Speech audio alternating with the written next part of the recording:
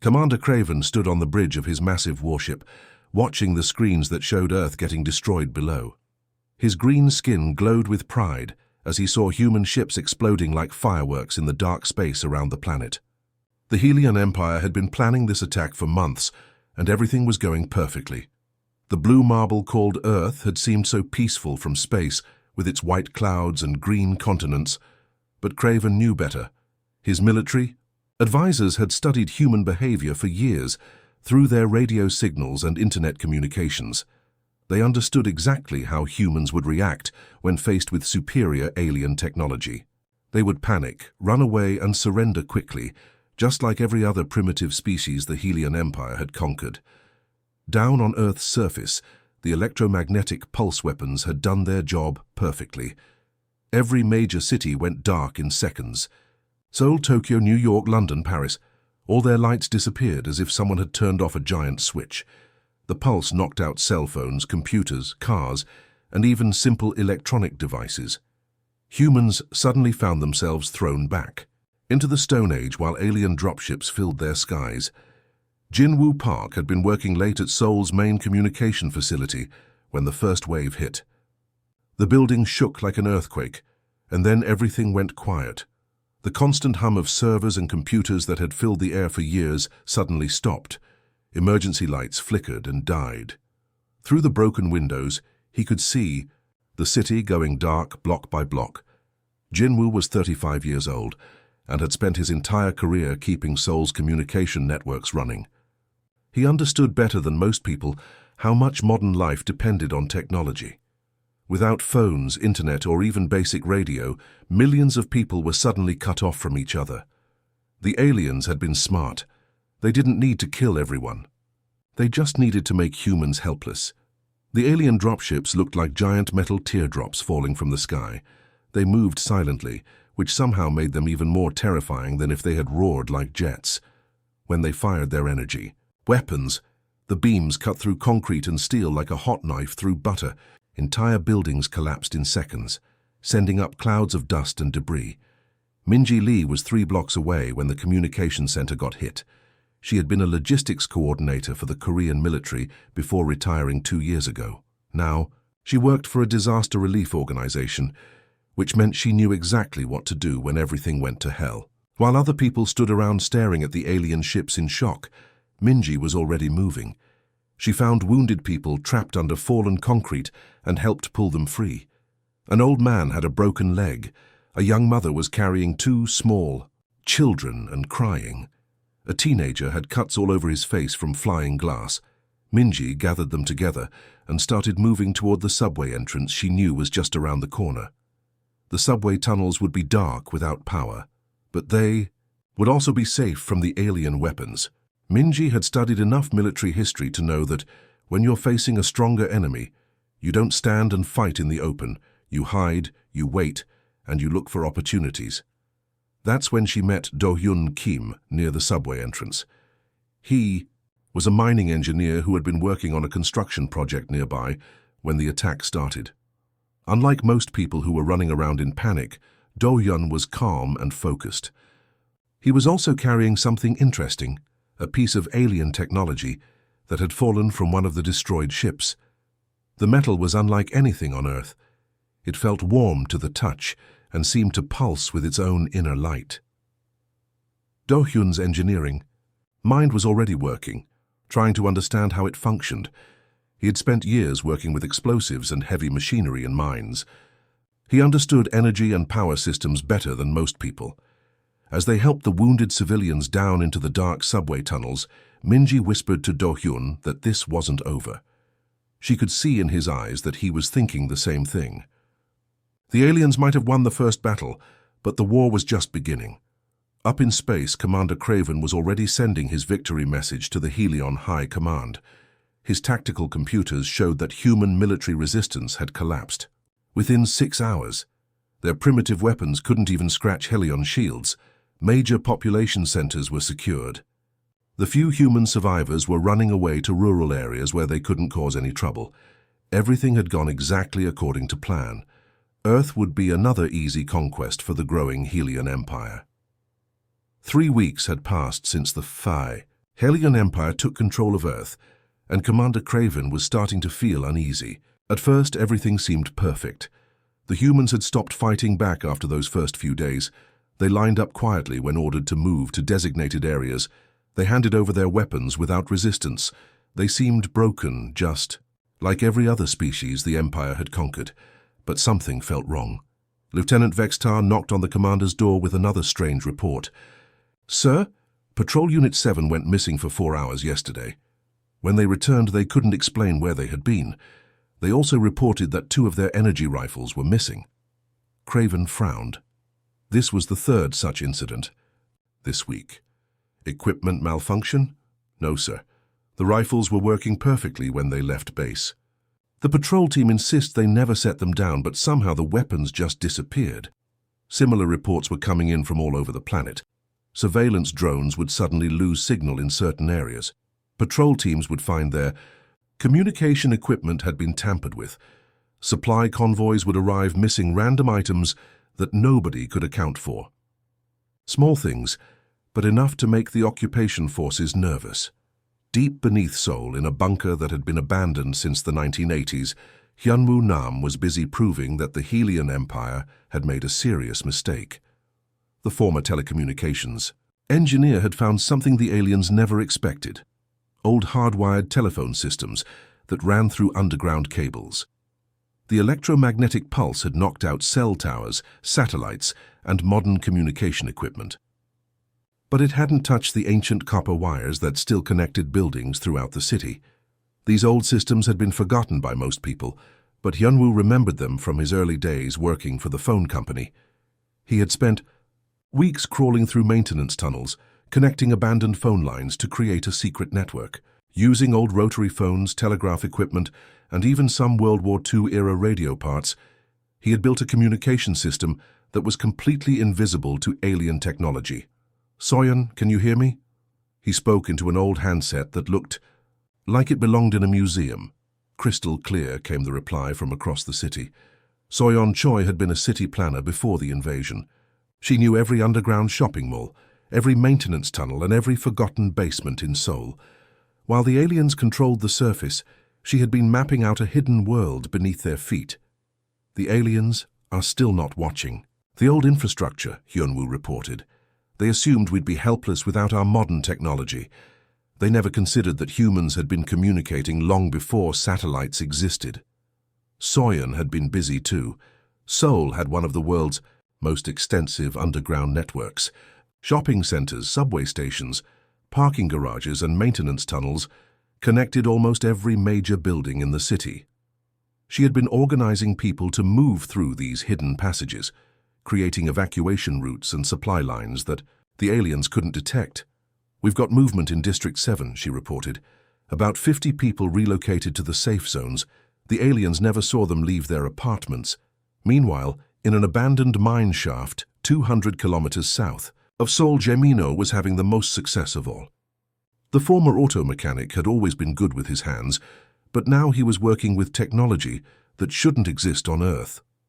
The alien power cells were fascinating. They were about the size of a car battery, but weighed almost nothing. Wen Sui. He first picked one up from a crash site. It felt warm and seemed to hum with energy.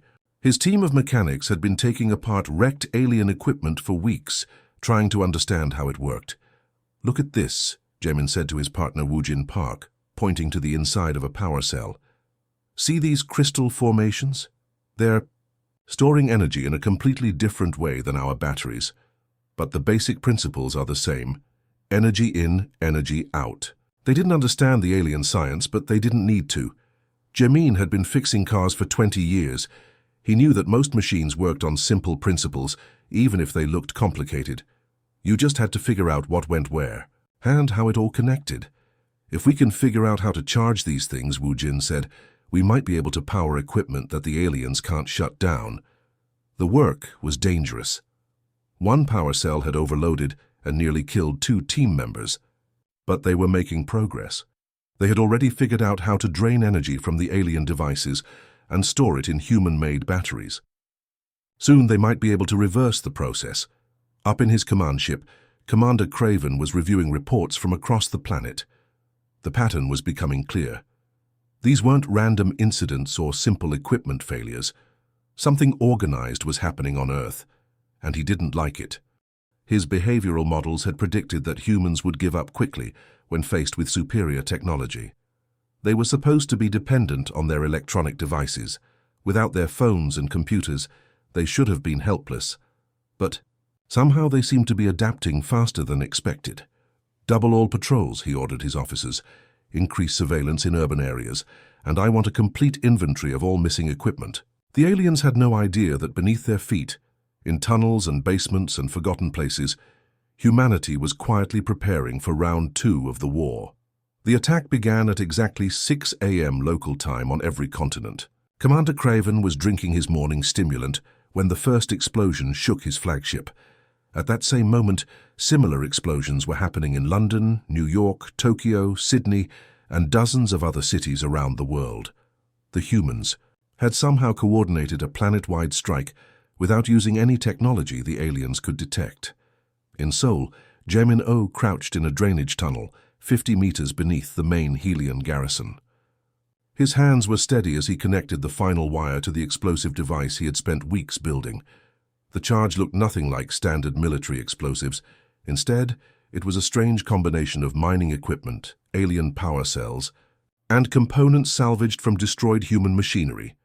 "Ready to go," he whispered into his old-fashioned radio. The signal traveled through Hyunwoo Nam's hidden network to strike teams positioned around the city. The explosion that followed defied everything the Helian Empire thought they knew about human capabilities. Their energy shields were designed to stop conventional weapons, plasma bursts, and even nuclear devices. But Jaemin's improvised bomb created a resonance frequency that made their shields actually amplify the blast instead of stopping it. The garrison building didn't just collapse. It vaporized in a pillar of blue fire that could be seen from orbit. "Impossible!" Commander Craven shouted as his tactical display showed similar explosions erupting across the planet. "Our shields are impenetrable. How are primitive humans doing this?" His communications officer looked terrified as he delivered the reports. "Sir, we're receiving distress calls from 47 installations simultaneously. The humans are using some kind of weapon that turns our own defensive systems against us." On the other side of the world, Min Ho Shin was leading his team through the New York subway tunnels with the confidence of someone who had spent 30 years maintaining the underground transit system. He knew every pipe, every electrical conduit, and every forgotten maintenance passage in the city. The aliens had set up their command center in Times Square, thinking the location would be easy to defend. They were wrong. Min Ho's team emerged from a subway grate directly underneath the alien facility. The Helian soldiers were so focused on watching the streets and rooftops that they never thought to guard against an attack from below. The humans struck fast and hard, using weapons they had built from alien technology and old Earth materials. "Remember," Minho told his team as they climbed out of the tunnels, "we hit hard and disappear fast. Don't try to hold ground. We're not trying to win a battle. We're trying to send a message." The message was received loud and clear. Within minutes, the most important Helian command center in North America was a smoking ruin, and the human strike team had vanished back into the underground maze of tunnels. Hyunwoo Nam was coordinating the entire global operation from his hidden bunker beneath Seoul. His communication network had grown far beyond simple telephone lines. He had connected with ham radio operators, amateur electronics enthusiasts, and retired military communications specialists around the world. Together, they had built a communication system that was completely invisible to alien technology. The Key was using old analog equipment that the aliens didn't recognize as a threat. While they monitored digital signals and satellite communications, they ignored the crackling voices on shortwave radio frequencies. They never realized that humans were using Morse code, voice radio, and even reflected moon bounce communications to coordinate resistance activities across continents. "Strike Team Alpha, this is Control," Hyunwoo spoke into his microphone. "Confirmed target neutralization in Sector 7. "Confirmed, Control. Package delivered. Team withdrawing to safe house." Similar confirmations were coming in from around the world. Paris, Berlin, Moscow, Cairo, Mumbai, Bangkok. Every major city with a Helion presence was reporting successful strikes. Soyeon Choi was moving through Seoul's underground shopping complexes, guiding civilians away from the combat zones. The aliens had expected humans to panic and run in random directions when the fighting started. Instead, they found empty streets above ground, while thousands of people moved safely through hidden passages below. They planned for our military, she explained to a group of frightened refugees as she led them through a maintenance tunnel. They studied our armies, our weapons, our standard tactics, but they never expected our infrastructure to be this redundant. She was right. The aliens had focused on knocking out obvious military targets and government facilities. They had never considered the vast network of civilian infrastructure that connected every city tunnels for utilities, maintenance passages for buildings, old bomb shelters from previous wars, and natural cave systems that humans had been using for thousands of years. The Helion forces were discovering that Earth was full of hidden spaces they had never mapped.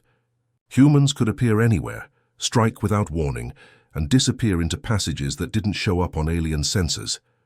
Commander Craven watched his tactical display with growing horror as red warning lights appeared across the planet. His occupation. Forces were under attack everywhere at once, and they had no idea where the attacks were coming from. "Send reinforcements to all affected areas," he ordered. "Sir," his tactical officer replied nervously, "we don't have enough troops to reinforce." Everywhere. These attacks are happening in over 200 locations simultaneously. That was when Craven realized the terrible truth. The humans hadn't been hiding in fear for the past 3 weeks. They had been preparing for war. While his forces controlled the surface, an entire shadow army had been organizing in the spaces below. The behavioral models had been completely wrong about human psychology.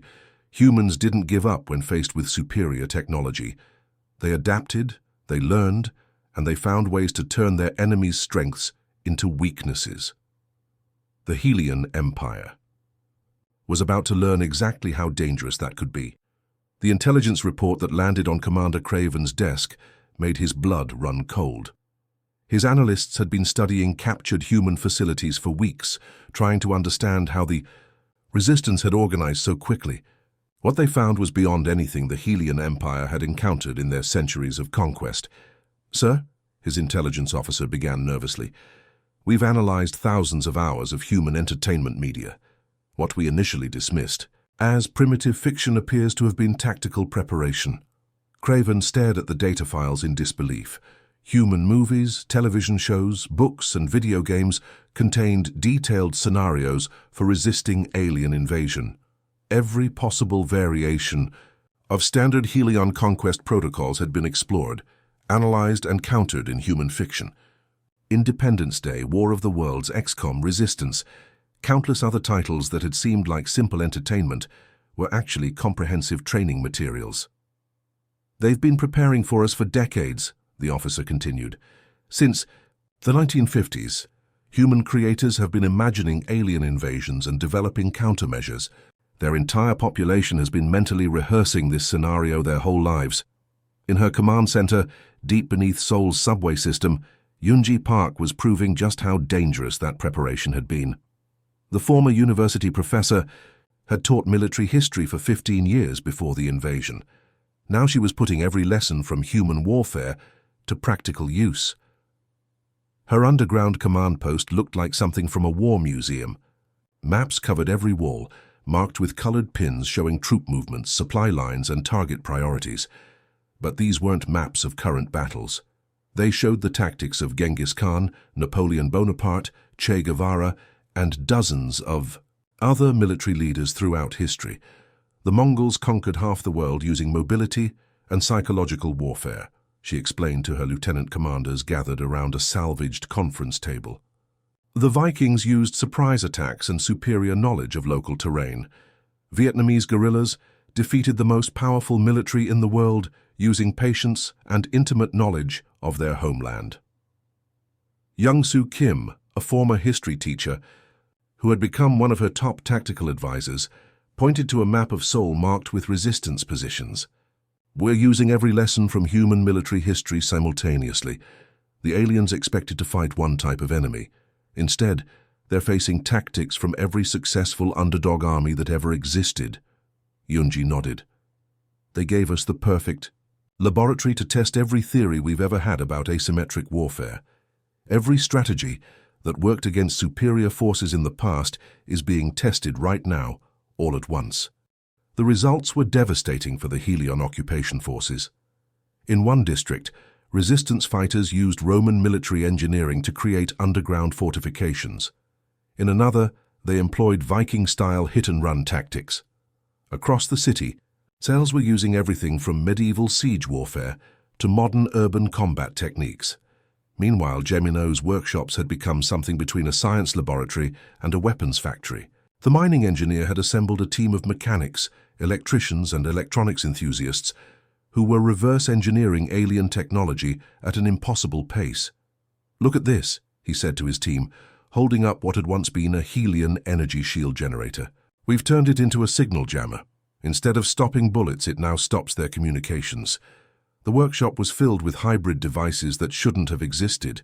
Alien power cells had been converted into electromagnetic pulse weapons. Force field generators had become energy weapons.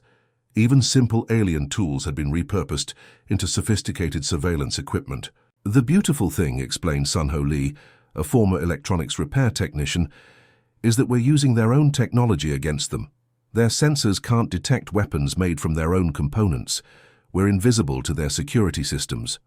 But the most devastating surprise was still coming. Hyunwoo Nam had been quietly working on something far more ambitious than anyone realized. His communication network hadn't just connected human resistance cells.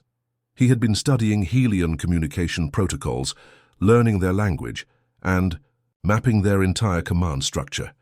"I've been listening to their radio chatter for weeks," he reported to Yunji Park through his secure network. "Their communication system uses quantum encryption, but the basic protocols are surprisingly simple.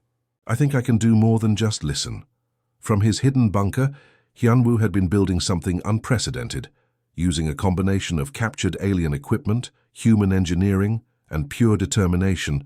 He had created a device capable of broadcasting on Helion military frequencies. "If this works," he explained to his team of amateur radio operators, "we won't just be fighting on Earth. We'll be broadcasting our resistance techniques to every world the Helion Empire has conquered." The implications were staggering. The Helion Empire controlled dozens of planets, each with billions of suppressed inhabitants. If those populations learned human resistance techniques, if they discovered that the seemingly invincible Helion forces could be defeated by determined underdogs, using improvised weapons and guerrilla tactics, the entire empire could face simultaneous rebellions. "Ready to broadcast on all Helion frequencies," Hyunwoo reported to Unji Park. She looked around her command center at the maps showing human military history, at the reports of successful attacks using alien technology, at the communication network that now connected resistance fighters across the globe. Everything was ready. "Do it," she ordered. The message that went out across Helion space was simple but devastating. It contained detailed instructions for resisting technologically superior forces, blueprints for converting alien technology into weapons, and most importantly, proof that the Helion Empire could be defeated by determined resistance fighters using improvised tactics. Commander Craven realized too late that the humans hadn't just been preparing to fight his invasion. They had been preparing to export their rebellion across the galaxy. The conquest of Earth was about to become everyone's problem. The emergency meeting at Helion High Command was unlike anything in the Empire's history. Supreme Admiral Zhou stared at the holographic display showing their territorial map, watching in real time as red warning lights appeared across dozens of star systems. Each light represented a world in rebellion, and new ones were appearing every hour. "How many now?" he asked his strategic coordinator, though he dreaded the answer. 23 worlds in active revolt, Supreme Admiral. The rebellions are spreading faster than we can respond. Our occupation forces are being overwhelmed on multiple fronts." The pattern was always the same. It started with small acts of sabotage, using improvised weapons that bypassed Helion defenses. Then coordinated strikes against command centers, using tactics that seemed to come from nowhere. Finally, Full-scale uprisings as local populations discovered they could actually fight back against their technologically superior occupiers. The worst part was that each rebellion was perfectly adapted to local conditions. On the desert world of Kethmore, the natives were using sandstorm camouflage and underground tunnel networks. On the ocean planet Velthara, amphibious resistance fighters were striking from underwater bases. Every species was taking the basic human resistance model and making it work with their own biology and environment. Commander Craven had been summoned back to the capital to explain how a single primitive world had managed to destabilize the entire Helion Empire. He stood before the High Command Council, knowing that his career was over, but the truth needed to be told. "The humans are unlike any species we've encountered," he began, his voice steady despite the gravity of the situation. "Our behavioral models were based on the assumption that less advanced civilizations would surrender when faced with superior technology. This assumption was catastrophically wrong." Supreme Admiral Zethkar leaned forward. "Explain." "They don't think like other species," Craven continued. "When we destroyed their technology, they didn't see it as defeat. They saw it as a puzzle to solve. When we demonstrated our superior firepower, they didn't surrender. They studied our weapons and figured out how to turn them against us. The intelligence reports from Earth painted an increasingly impossible picture. What had started as scattered resistance cells had evolved into something approaching a conventional military force. But it was a military force unlike anything in the Helion database. On Earth, Jamino's workshops had expanded from abandoned mine shafts to underground factories spanning entire city blocks. His team of mechanics and engineers were now producing weapons that were specifically designed to counter Helion technology. They weren't trying to match alien firepower. Instead, they were creating tools that exploited weaknesses in Helion systems that the aliens themselves hadn't known existed. "We're not building better weapons," Gemin explained to his expanded team of engineers. "We're building smarter weapons. Every piece of Helion equipment has flaws. We just need to find them and exploit them." His latest creation was a handheld device that could overload Helion power systems from a distance. It looked like a modified television remote, but it could shut down alien vehicles, weapons, and even their communication systems. The best part was that it was made entirely from components salvaged from human electronics and alien wreckage. Yunji Park's strategic network had grown far beyond anything the Helion Empire could comprehend. From her command center beneath Seoul, she was now coordinating resistance operations not just across Earth, but across multiple star systems. The communication network that Hyunwoo Nam had built was carrying tactical information, weapon designs, and strategic plans to rebels throughout Helion space. "We're not just fighting for Earth anymore," she told her command staff during their daily briefing. "We're fighting for every world that's ever been conquered by the Helion Empire. Every successful tactic we develop here gets transmitted to 20 other planets within hours." The psychological impact was devastating for Helion. Occupation forces. They had been trained to fight conventional enemies with predictable tactics. Now they were facing opponents who seemed to pull new strategies out of thin air, who turned every Helion advantage into a weakness, and who adapted faster than military computers could calculate. Soyeon Choi's evacuation routes had evolved into something the aliens couldn't understand. What had started as simple tunnel networks for moving civilians had become supply lines feeding a war machine that operated entirely underground. Food, weapons, medical supplies, and personnel moved through hidden passages that connected every major city on Earth. The Helion forces controlled the surface, but the real war was happening in spaces they couldn't even detect. "They're like ghosts," one Helion patrol leader reported. "They appear, strike, and vanish. We control every building, every street, every visible structure. But somehow they're everywhere at once." The final straw came when Hyunwoo Nam's communication network achieved something unprecedented. He had managed to hack into the Helion military command system itself, not to steal information, but to broadcast human resistance techniques directly to Helion soldiers on other worlds. Even the occupying forces were learning human tactics and beginning to question their orders. Commander Craven's final report to High Command was brutally honest. "They don't fight like any species in our database. They adapt faster than our tactical computers can process. Every advantage we deploy becomes their advantage within weeks. We're not fighting a primitive civilization. We're fighting an entire species that has turned warfare into a science. The withdrawal order was inevitable, though it was carefully worded to save face. Strategic resource reallocation sounded better than complete military defeat by primitive humans, but everyone knew the truth.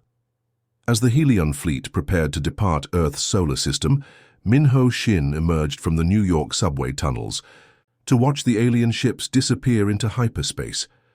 Around him, thousands of other resistance fighters were emerging from their underground hideouts, blinking in the sunlight they hadn't seen for months. The cities were in ruins, but humanity was still standing. More importantly, they had proven something that would echo across the galaxy for generations. Technology alone didn't determine the outcome of wars. Determination, creativity, and the willingness to never give up could overcome any advantage. The Helion Empire had learned a lesson that would reshape galactic politics. Earth's name was quietly added to a list of worlds that were never to be approached again. But the damage was already done. The rebellion techniques developed by humans were spreading across the galaxy, and other civilizations were beginning to realize that the seemingly invincible Helion Empire could be defeated. The invasion had gone perfectly, right up until humanity decided to fight back.